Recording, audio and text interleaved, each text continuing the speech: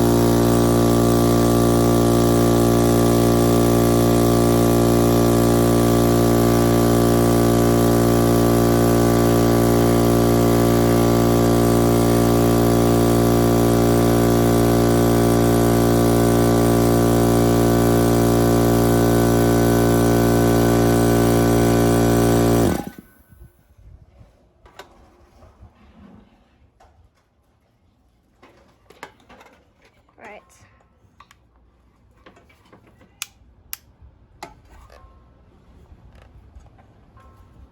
My mom just came out and it said it blew the power to the house. These are electricity breakers for my house. These ones are all good, and then this one. Hold on, Mom, I got it. So, hold on, Mom. All right. So when I turn this one on, see the lights are on. So that's what happened. So when I did the air compressor, this one turned off because something's wrong with it fuses it, and it makes it to turn off, and then I have to reset it and turn it on and turn it back on. So this is my air compressor. These are the two capacitors that have been blowing the fuse. So let's look at them.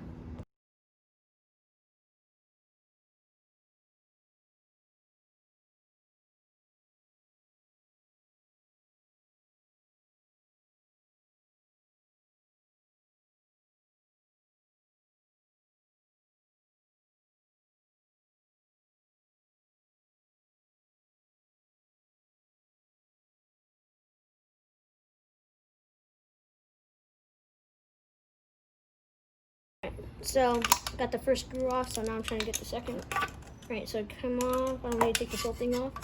All right. So look at this oh. All right. Where's my screwdriver? All right.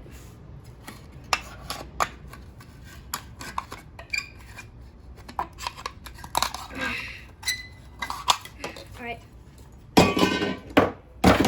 Okay. Okay. So this is a capacitor. These wires you do not want to touch. Do not want to touch. You'll get shocked and fried the hell out. So you do not want to touch these wires. All right. All right. So I got it, and as you can see, there is some difference. This is the first one I took off. It's the first one right here.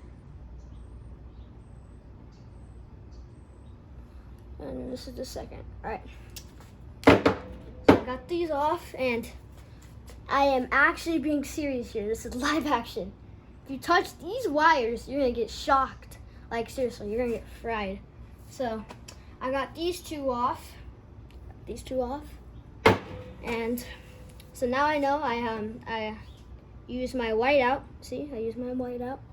Right there, I use my whiteout. And I use the whiteout on this side right here, as you can see, right here. On this side. And so now I know like which one is which and which one goes together. So now I'm gonna go take these to my boss, and he's gonna go see and buy some new ones so we can fix this thing. So let's go. How dangerous can a capacitor be? Well, a capacitor can be really dangerous. It can shock you once, and it can do some serious damage to you. And if you're a starter and don't know what capacitors are, then the only thing you need to know is don't touch these. these right here with both fingers if they're charged or live. Do not want to touch these. This one is new and this one's new, so these ones are not charged. These ones were, but those, I took them out. I took them off because these ones are not working, or one of these are not working. So it can be really dangerous. And if you do not want to get shocked, you can discharge them with a screwdriver or whatever. It has to be with the rubber handle, because if you don't have it with the rubber handle, you're going to get shocked, of course. And then, so you have to run them through both of them like that, like this. See, discharge them like that. I'll grab this one. As you can see, I already discharged these ones. And just run over them like that, and just, and it should make a spark if it's charged. But that's how dangerous a capacitor can be. Okay, so now I'm going to be using my digital multimeter and to the measure, or compare and stuff, and see how much voltage or microfarads. Oh, so if you guys don't know what microfarads is, UF, MFD, right? MFD. Let me see. MFD are all the same. Microfarads, that's what it's called. UF, microfarads, MFD is microfarads, and then, yeah, so that's what it's called. But if you're going to be see how much volts it has, you're going to be going to the middle one right there. You see that? You're going to be going to there. Okay, so now I am going to be starting with the old run capacitor, the old one. So it doesn't matter where it goes, because this is an AC runs to, and doesn't have negative or positive. So you can just clearly see that it's dead zeros. So this might be our problem. See, it has zeros, and this is supposed to be a run. That's why it's probably not working and shutting off every time. So, but let's see. It might not be, but that might be our problem. You might not needed to buy both. So we're gonna be testing this one, and we're gonna be testing the new ones. I swear this black one's always hard to get on. This one's probably not one. Okay, there we go. Okay. Now we get our multimeter. And as you can see, 412. And this has a whopping of 400 and 480 microfarads. So take these ones off. And now we can go to this run capacitor, I mean. So now we can put the wire on it. Okay.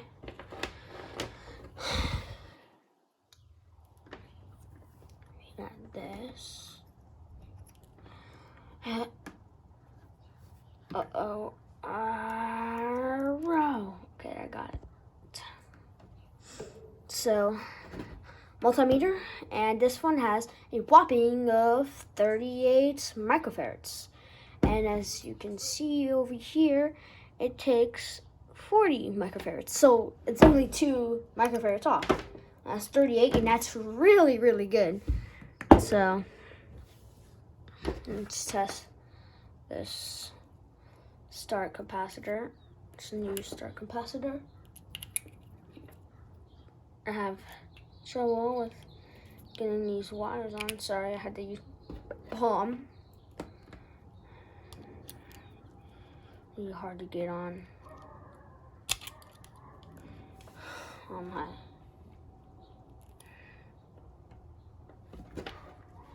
See, it has a whopping of 423. 423, you can take these off, and you can see that these take 448 microfarads. So that's really good, too. So the problem is, I think, is this one, because this one's dead zeros.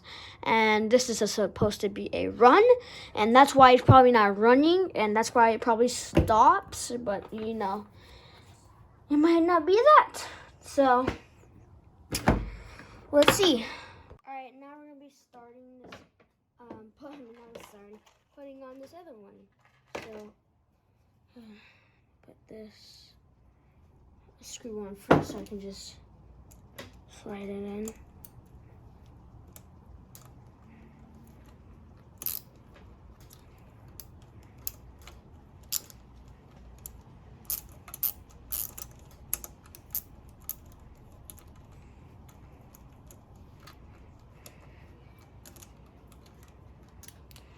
At least that's what we need right there. Okay, have to put this in. Put these wires on.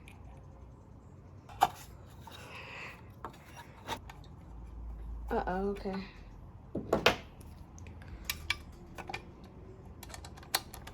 Almighty. Alright.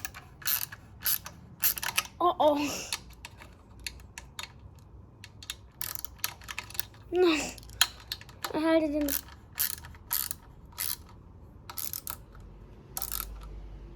Okay, perfect spot. Let's go. Alright. I installed them. Perfect. And let's see. So at 1 minute and 10 seconds, it would blow the breakers in the house. And I'm going to be using a stopwatch to see how long it can run for. So I'm gonna plug it in and see how long it can go for.